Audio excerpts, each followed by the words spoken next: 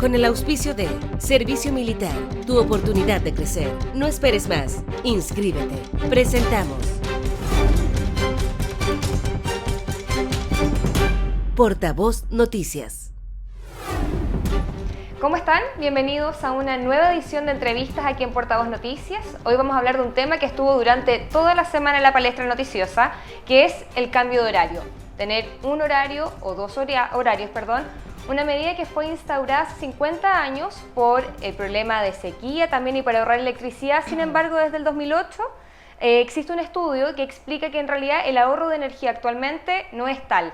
Por eso hoy nos acompaña la neuróloga de la Clínica Santa María, Catalina Torres, especialista en trastornos de sueño. Muchas gracias por venir a Portavoz Noticias. Gracias a ti, María Jesús, por la invitación. Catalina, primero, tu opinión sobre el cambio de hora. ¿Es necesario tener un horario, dos horarios?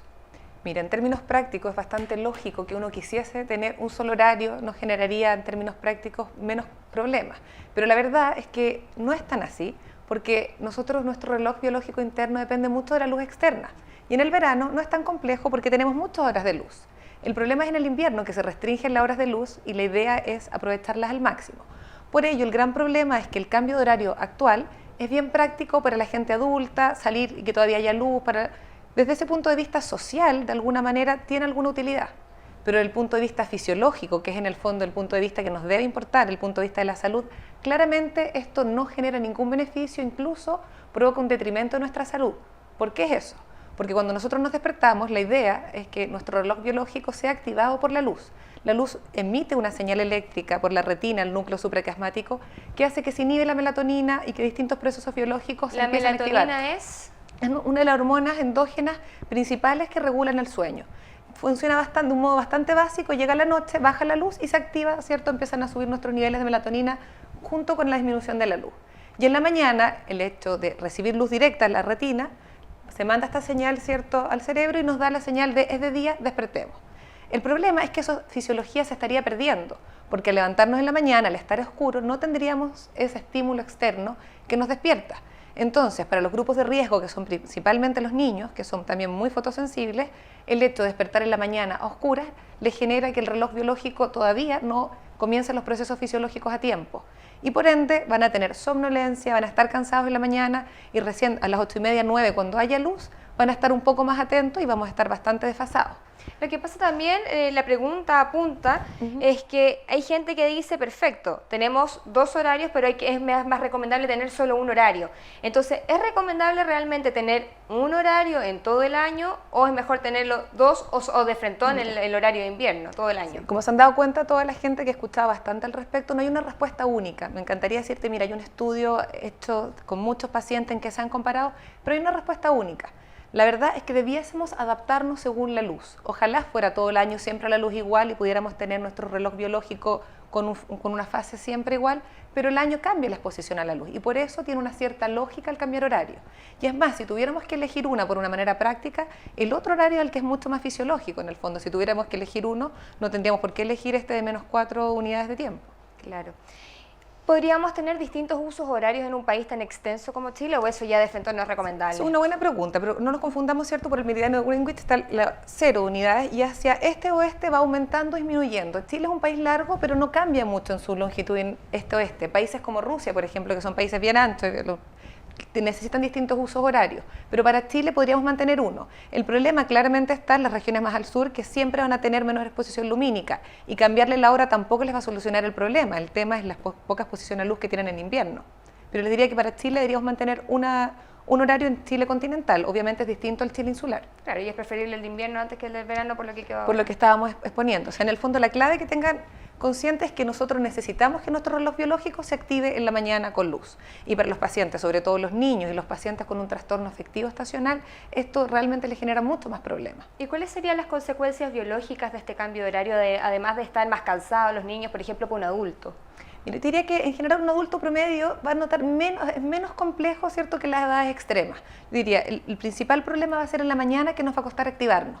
Lo que uno debiese hacer es, un rato antes de despertar a los hijos o nosotros mismos, partir al tiro con una luz fuerte. Ojalá una luz blanca o una luz azul. De hecho, las mismas ampolletas dice luz en el fondo que no es cálida, una luz fría, poner también sino una luz azul, y debiésemos en la mañana exponernos a esto.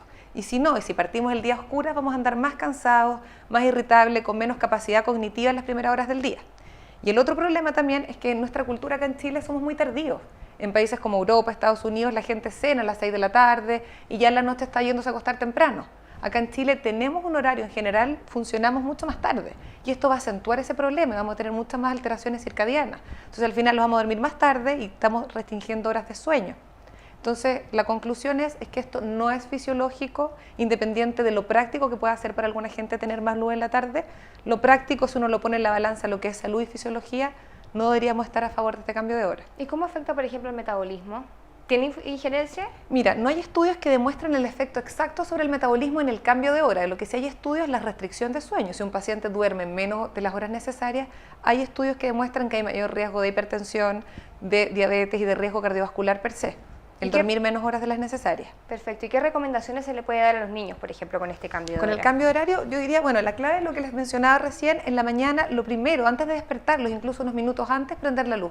Y una luz fuerte, de los máximos watts, y una luz blanca, ojalá es que tome algo de los espectros de azul, que es el que nos ayuda. Eso es clave. Y tratar el fin de semana, que muchas veces es muy grato que los niños se duerman tarde el fin de semana, para poder dormir más los adultos el sábado o el domingo. Lamentablemente hay que mantenerles el mismo horario el resto de los días. Entonces, 1, exposición a la luz. 2, mantener un horario estable. Si el niño se despierta todos los días 1/4 para las 7 para ir al colegio, mientras mantengamos este horario, aunque nos guste que despierten con luz, si ya estamos funcionando así, mantengámoslo a lo largo del tiempo. O sea, no generarle desajustes circadianos a los niños. Y obviamente en la tarde tratar de ir bajando el estímulo lumínico, los tablets, los celulares, la televisión, todo el estímulo de luz. Como comentábamos, inhibe la melatonina y hace que se desfase aún más nuestro reloj biológico, que ya se genera un cambio por lo que hablábamos. Se habló también de la prevalencia a la sociedad búho. ¿En qué consiste esto? Es lo que te mencionaba recién. Que lo que se habla tradicionalmente en la medicina del sueño son que hay dos fenotipos de pacientes. Los pacientes alondra, que son los pacientes que en la mañana sus funciones cognitivas están al máximo. Es el típico madrugador que le rinde en la mañana si quiere estudiar. Y los búhos, en el fondo, son los que prefieren hacer la mayoría de las actividades más tardías. A las 10 de la noche están recién activos y pueden estudiar, o la gente empieza a trabajar en el computador a esa hora. Y nuestra sociedad chilena, la verdad, es bastante más búho. Siendo que hay pacientes que son alondra, terminan adaptándose a esta sociedad que trata de que el día los prime al máximo. A la larga te empuja también. Exactamente. Y ese es el problema, que con esto se empeora en el fondo este tema de ser más búho. Claro. Bueno, doctora, vamos a hacer una breve pausa comercial, pero vamos a seguir hablando sobre temas de trastornos del sueño. Así que nosotros nos separamos un instante, pero ya volvemos con más Portavoz Noticias. ¡Fuego!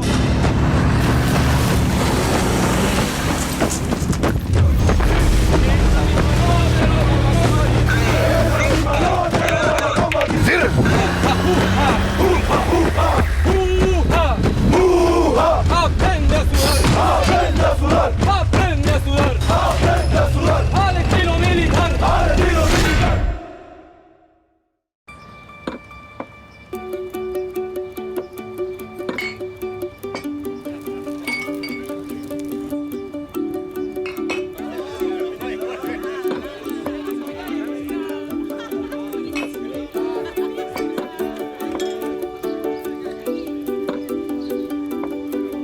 Si reciclas después de tu junta, nosotros reunimos más niños para sanar. Reciclemos envases de vidrio. Reciclemos vida. Y volvemos a Portavoz Noticias en nuestro tema trastornos del sueño. Por eso nos acompaña la neuróloga Catalina Torres. Y retomando un poquitito el tema anterior, los chilenos por lo general somos malos para ir al doctor. En temas de trastornos del sueño, ¿pasa exactamente lo mismo? Sí, lamentablemente los pacientes acuden a consultar a la medicina del sueño cuando el problema ha sido algo crónico, ya de meses, incluso años. Y lo ideal es, cuando se genera un trastorno del sueño, como en la mayoría de las enfermedades, consultar precozmente. Pero es efectivo lo que dices, se consulta cuando ya el insomnio, la apnea del sueño, por ejemplo, están en grados bastante más severos. ¿Y por este tema del cambio de horario, ha recibido hartos pacientes? Fíjate que no tanto, como lo que comentando entre colegas, la gente, muchos se meten a internet, averiguan, se dan datos. Generar la consulta espontánea para tener tips es poco habitual, a menos que haya un trastorno de sueño de base, pero sí hay una preocupación colectiva de la gente que va a ocurrir, sobre todo por los niños. Y lo que te comentaba es que sí hay una variación genética individual, hay gente que la verdad no le va a afectar mucho, pero hay estudios que demuestran que hay cierta vulnerabilidad genética a otros pacientes y líneas de familia que cambios de hora les genera mucha más repercusión y cansancio diurno. Perfecto. ¿Y cuáles son las condiciones óptimas para que un niño, un adolescente o un adulto tenga un buen dormir? Que descanse en realidad mientras duerma, porque una cosa es dormir y otra cosa es descansar. Bien, súper importante esa pregunta. Yo siempre le digo a los pacientes, así como uno se preocupa de hacer actividad física, de comer saludable, tanto igual o más importante es el sueño. Y la sociedad actual, con tal de aprovechar el día al máximo, restringe las horas de sueño y no se da cuenta que eso es clave en la salud. ¿Qué debemos hacer? Aparte, uno, dormir las horas que necesitamos, que hay una variabilidad individual. Segundo, uno debiese generar un ambiente propicio antes de ir a dormir. Eso de dormirse con el computador al lado, la tele prendida, la luz, no. Uno debiese dejar unos 15 minutos de un ambiente de relajación previo a dormirse, con baja intensidad de luz. Es clave no tener exposición a celulares, a computadores, a tele, ojalá ver un programa de lejos sin más luces o una luz de velador para leer un libro. Segundo, debiésemos comer liviano, no acostarnos con el estómago muy lleno, no tomar café ni té en la tarde, incluso el té, mucha gente toma un té verde en la tarde para relajarse, el café, las bebidas colas, el mate generan insomnio. ¿Y por qué razón generan insomnio? ¿Qué es lo que tienen? La cafeína, por lo que nosotros sabemos, pero ¿qué cosa te genera a ti que en realidad no te deja dormir? En el fondo, tanto la teína como la cafeína van de alguna manera a bloquear un receptor que nos ayuda a dormir. O sea, tiene un efecto directo al sistema nervioso central que inhibe que se genere el inicio de sueño y aumenta la latencia. Y ojo que también las bebidas colas, tengo hartos pacientes que a veces dejando nada más que las bebidas colas en la tarde tienen un buen dormir. Y otra cosa también importante, antes de dormir, tener una cierta rutina. Si un paciente un día se acuesta a las 4 de la mañana, el otro día a las 8 o duerme siestas largas, el desorden per se en el sueño sí nos pasa la cuenta. O sea, uno debiese mantener las horas con este horario, tratar de mantener un horario habitual. Y obviamente con un ambiente propicio, temperatura, luz, confort de la pieza. ¿Y cuáles serían las principales causas de un mal dormir? Las principales causas de un mal dormir, primero yo vuelvo a lo mismo, hago mucha insistencia que es el estilo de vida actual, en el fondo, de que no se le da el espacio al sueño, diría ese es el principal problema, ¿ok? El segundo problema es el insomnio.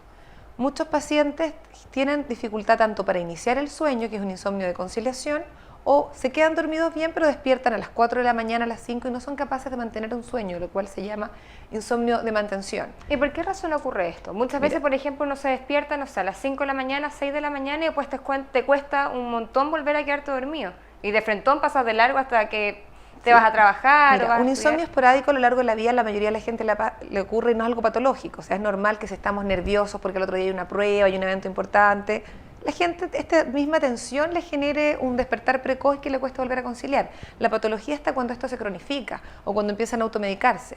Y la principal causa de esto, lejos, es una ansiedad centrada en el dormir. El hecho de todavía no me duermo, me iré a dormir, ¿qué pasará? Y esta misma activación que nos vamos poniendo nerviosos genera este círculo vicioso de no dormir. Y la otra causa es la mala higiene de sueño. Tomarse un café, tener la tele prendida y pretender que nos vamos a dormir de inmediato es lógico que nos cueste. Y otra, si quieres, seguimos hablando de otras enfermedades frecuentes, no puedo dejar de mencionar la apnea del sueño. Esa es una tremenda causa de mal dormir con una alta prevalencia y que la gente no consulta. ¿En qué consiste? La apnea del sueño tiene 3 síntomas cardinales que deben saber. Uno, son pacientes que duerman las horas que duerman, siempre están cansados. Es el típico paciente que en la luz roja se queda dormido o no es capaz y muchas veces en situaciones sociales de mantener la vigilia. Entonces el primer síntoma es la hipersomnia diurna. 2, son pacientes roncadores severos. Ese paciente que se escucha el ronquido intenso desde afuera. Y tercero, pausas presenciadas, que muchas veces la señora comenta que en la noche ve que el paciente deja de respirar, pega un coazo y vuelve a respirar. O sea, eso es una enfermedad, esa triada, y es una enfermedad grave. ¿Por qué? Porque el paciente el otro día está cansado, con menos capacidad cognitiva, y además ese paciente tiene mucho más riesgo de morir por enfermedad cardiovascular. El hecho de no oxigenarse, estos microdespertares, hacen que este paciente tenga tanto riesgo como ser diabético o hipertenso de tener un infarto al miocardio o cerebrovascular. ¿Y estas personas, por ejemplo, qué recomendaciones deben tener? Diría, lo primero es estudiarse, acercarse. La mayoría de los médicos están en conocimiento, ¿cierto?, de que está esta enfermedad del sueño. Ojalá estudiarse con un estudio nocturno. Y el tratamiento de elección muchas veces es usar una máquina que los ayuda a dormir que se llama CPAP, pero en otros casos bajar de peso, dormir de lado, algunas placas o cirugía por otorrino. Hay que ver en cada paciente, ofrecerle un tratamiento, pero esto tiene cura, absolutamente. Más o menos, ¿cuánto es lo que debería dormir una persona? Es una pregunta bien importante, mira. No hay un número único, porque hay estudios clásicos que hablan de 8 horas, que son estudios antiguos que se han replicado, pero hay una variabilidad individual. Es decir, hay pacientes que a lo largo de su vida son siempre dormidores cortos y que solo requieren dormir 6 horas. Y hay pacientes que son dormidores largos, que requieren lamentablemente dormir 9 o 10 horas, que la sociedad no le permite esto. Entonces yo te diría el número promedio son 7.5 a 8 horas, pero con una variabilidad personal individual. ¿Y los niños? Los niños tienen muchas más horas, de hecho un recién nacido puede llegar a dormir hasta 18 horas, esto va disminuyendo, el preescolar unas 11 horas. Entonces hay que entender que a medida que va aumentando la edad vamos requiriendo menos horas y la cantidad de sueño REM es menor. No sé también en los ancianos en que el sueño también es más fraccionado, cambia. Perfecto. ¿Y la comida, cómo afecta también el dormir? Mira, la comida sí afecta. Primero, si nos dormimos comiendo algo muy condimentado o con una carga grasa muy alta, el mismo hecho de que el vaciamiento gástrico esté enlentecido nos va a dificultar el inicio del sueño y tener un sueño más reparador. Entonces el consejo es comer algo liviano y ojalá 1 hora o menos antes de haberse acostado. Doctora, vamos a hacer una segunda pausa y nos separamos brevemente, pero ya volvemos con más entrevistas aquí en Portavoz Noticias. ¡Fuego!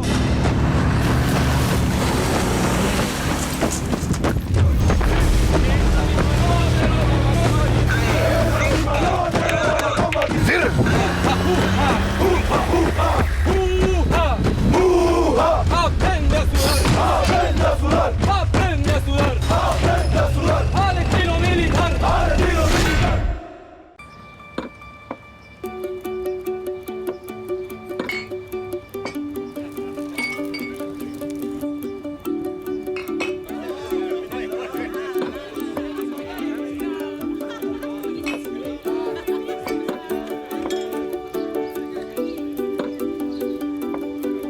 Si reciclas después de tu junta, nosotros reunimos más niños para sanar. Reciclemos envases de vidrio. Reciclemos vida.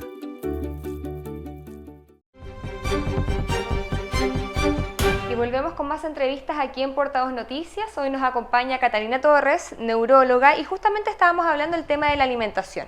Nos comentabas que para poder dormir teníamos que comer comidas livianas, pero por ejemplo hay algunos alimentos que sean prohibidos, absolutamente restringidos antes de dormir. Sí, hago hincapié en lo mismo. Todos los alimentos que tengan estimulantes, por obvio que sea, la gente lo hace. Bebidas energéticas, bebidas cola, mate, té, café, alimentos muy condimentados también estarían contraindicados o con muy alto contenido graso antes de acostarnos.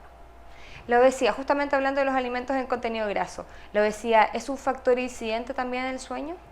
La obesidad se asocia mucho a la enfermedad que comentábamos recién, que es la apnea del sueño. Los pacientes con un índice de masa corporal elevado, los pacientes de cuello ancho, tienen mucho más riesgo de hacer apnea del sueño. Entonces, cuando un paciente obeso tiene sensación de sueño no reparador, hay que preguntarle si ronca, si hace pausas respiratorias, porque esa es la principal asociación por la apnea del sueño. ¿Solamente apnea del sueño sería el posible factor con Sí, hay otra asociación que es lo que hablábamos de menos de horas necesarias para dormir. Hay hartos estudios actuales que demuestran que dormir menos de 6 horas se asocia a que aumente una hormona que tiene que ver con el apetito y disminuye la hormona de la saciedad, que es la leptina y la grelina. Entonces el dormir poco hace que el otro día tengamos mucha más hambre, con muchas ganas de ingerir calorías. Entonces el dormir poco está asociado a obesidad. Y el dormir poco, menos horas de las que necesitamos, por el mismo mecanismo y otro mecanismo de control de glicemia, está asociado a diabetes. Y por último, el dormir poco también, que es menos de 6 horas, el corte habitual, también está asociado a hipertensión. Entonces la sociedad actual cada vez está durmiendo menos y cada vez se está muriendo más por factores cardiovasculares y no parece ser una mera coincidencia, sino que están estas dos cosas claramente relacionadas. ¿Hay posiciones que ayudan también a tener un mejor dormir? Mira, un paciente promedio te diría no, la que se sienta más cómodo, pero un paciente que tenga algún riesgo de tener apnea del sueño, que es esta enfermedad tan prevalente, claramente el decúbito dorsal, que es dormir de espalda, hace que la vía aérea sea mucho más colapsable y es peor. Es lo típico que los pacientes cuentan, que les pegan un codazo y de lado dejan de roncar. Entonces, dormir de lado al paciente roncador que tenga apnea y el paciente promedio, cómo se siente más cómodo. Hay ciertos mitos también en cuanto a comidas, por ejemplo, que tomar un vaso de leche ayuda a dormir. ¿Son ciertos o no son ciertos? Fíjate que hay una cierta lógica. La leche tiene un contenido de triptofano que se ayuda para sintetizar melatonina y es verdad que el paciente se levanta en la noche y si va a preferir un alimento, si tolera la lactosa, ideal que se tome un vaso de leche tibia. Tiene alguna base. También la miel tiene algunos estudios en relación para ayudarnos. ¿Cuáles serían entonces los alimentos que nos podrían, pasando de los que están prohibidos a los que sí nos podrían ayudar a dormir? Bueno, la clave es primero que pase por lo menos 1 hora después de que comimos, independiente de lo que comamos. 1, el tiempo. 2, alimentos, la leche tibia, sobre todo a esa temperatura. Miel también ayuda y las famosas agüitas de hierbas que siempre pregunta la gente, la agüita de melisa, tiene alguna base, la verdad, algo más de somnolencia. Y lo último que no lo voy a olvidar, mencionar el alcohol. Los pacientes siempre tienen la sensación de que con una copa de vino duermen mejor. Y es verdad, el alcohol relaja y nos da una sensación de somnolencia, pero el problema es que inhibe las etapas profundas de sueño y da muchos micro despertares. Entonces, en términos prácticos, si nos tomamos alcohol antes de dormir, nos vamos a quedar dormidos más rápido, pero la calidad de sueño va a ser mucho peor. Vamos a amanecer mucho más cansados al día siguiente si lo usamos como solución antes de dormir. ¿Y el cigarro, por ejemplo? También el cigarro es activador. Debiésemos evitar el consumo de cigarro en las horas previas a dormir. Sí. Y también algo que no mencionamos, que va en esta misma línea, la actividad física. Yo siempre le recomiendo a los pacientes que, por cualquier estudio que veamos, la actividad física es recomendable, va a mejorar la calidad de vida. Voy a hacer justamente hincapié Perfecto. después del tema del deporte. Okay. Pero sí me gustaría saber, por ejemplo, el tema del alcohol y el tema del cigarro, ¿atenúan estos ronquidos, esta enfermedad que tú nos comentabas antes o no tienen...? Lamentablemente es peor, exacerban. Muchos pacientes no roncadores tomando alcohol al generar más hipotonía de la vía aérea terminan en ronquido y en apnea. Entonces, un paciente promedio, el alcohol puede generar apneas nocturnas y sueños fragmentados. Entonces, claramente es peor para un paciente con esta patología tomar alcohol. ¿Y el azúcar? No tiene incidencia directa el azúcar en el sueño. Volviendo entonces ahora al tema que habíamos comentado, el deporte. Hay gente que recomienda para bajar de peso, por ejemplo, hacer deporte en la mañana, otros que recomiendan hacer deporte en la noche. ¿Qué es lo que se recomienda también para tener un buen dormir? Mira, lo primero, hacer ejercicio. Independiente de la hora, hacer ejercicio siempre nos va a ayudar. Pero los estudios clásicos hablan que uno debiese hacer actividad física en la mañana o por lo menos alejado muchas horas antes de dormir.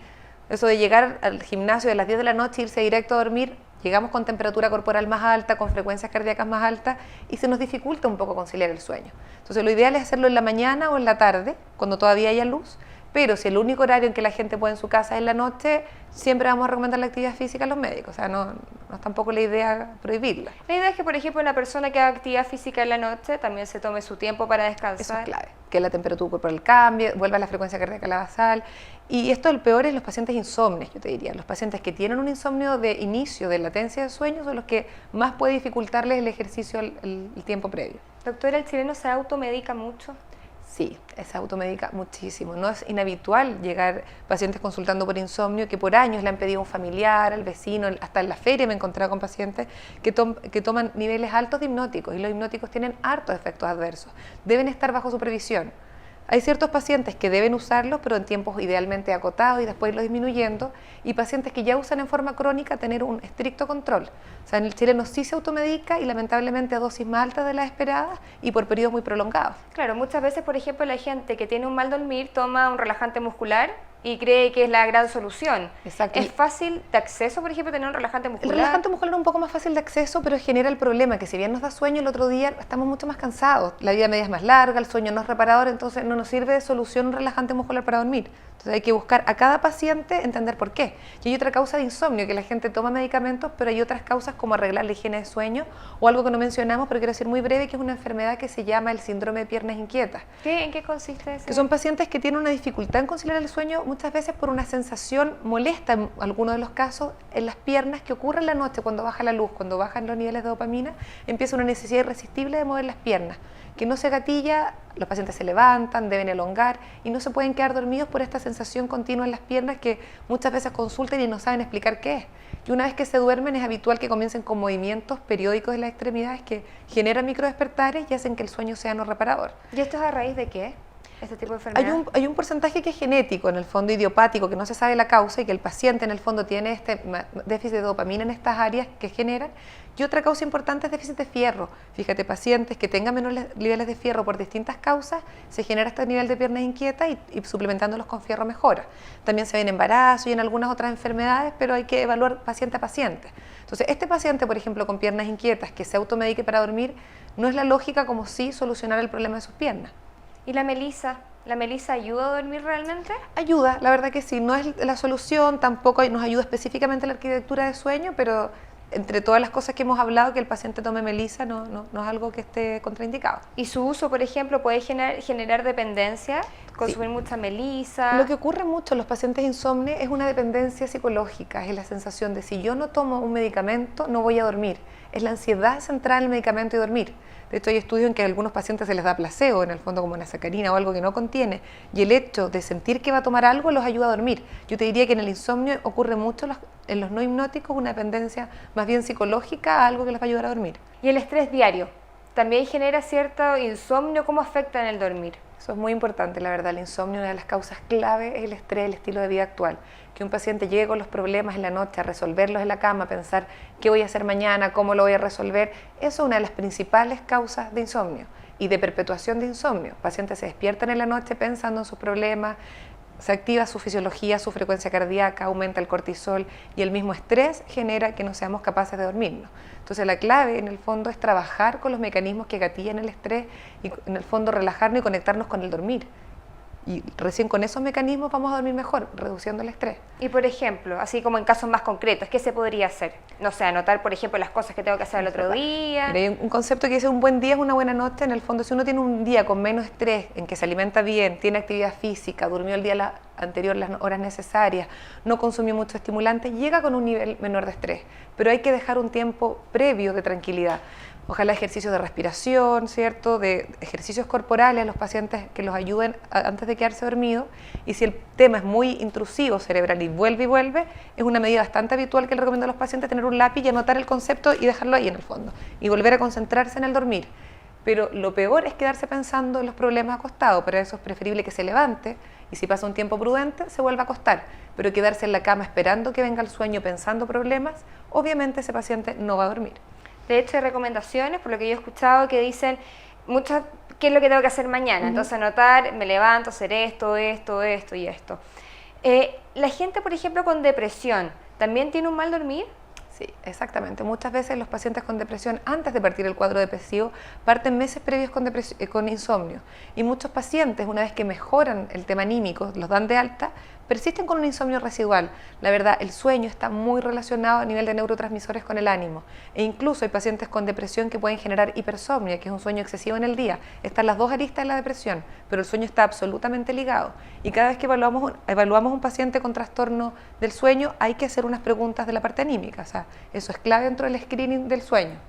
¿Cuáles son las recomendaciones entonces? ¿Hay que ir al doctor? ¿Por quién pregunto? Porque muchas veces uno llega y no... ¿Con quién me atiendo? No sabe muy bien. Mira, la verdad hay distintos especialistas en distintas especialidades que se dedican a sueño, desde otorrinos, broncopulmonares, neurólogos, psiquiatras. Alguien ojalá que tenga alguna formación en sueño y en general los neurólogos, la mayoría tenemos conocimientos en sueño y acercarse a lugares que ojalá haya un centro especializado de sueño. Porque el dormir bien es parte vital de nuestra salud. O sea, así como uno receta medicamentos, uno debiese recetarle al paciente dormir un sueño reparador y las horas que necesitamos. Eso nos asegura una buena salud. Por último, se nos estaban quedando un poco de lado las embarazadas. ¿Recomendaciones, por ejemplo, para que las embarazadas también tengan un buen dormir?